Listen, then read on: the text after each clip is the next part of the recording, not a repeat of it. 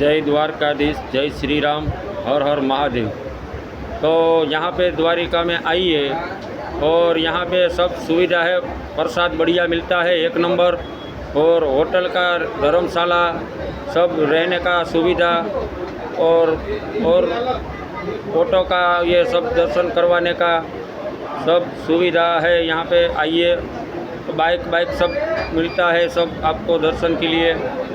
तो द्वारिका में आइए और बढ़िया भगवान का दर्शन कीजिए, श्री द्वारिकाधीश का, रुक्मणी जी का, और नागेश्वर, गोपी तालाब, बेट द्वारिका, शिवराजपुर ब्रिज है यहाँ पे, और यहाँ पे अच्छा सा सब है। तो पंडित जी भी अच्छे अच्छे सब दर्शन करवाते हैं। तो आप आइए, पंडित जी से मिलिए और दर्शन कीजिए बढ़िया। और भोजनालय भी है यहाँ पे, खाने का 30 रुपये वाला बढ़िया खाना एक नंबर मिलता है यात्री के लिए।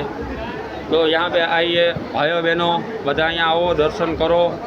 જમવાનું છે મંદિર તરફથી અહીંયા ટ્રસ્ટનું, તો ભોજન પાવ, તમે દ્વારકાધીશના દર્શન કરો અને ખૂબ ખૂબ આશીર્વાદ મેળવો। જય દ્વારકાધીશ, જય શ્રી રામ, હર હર મહાદેવ।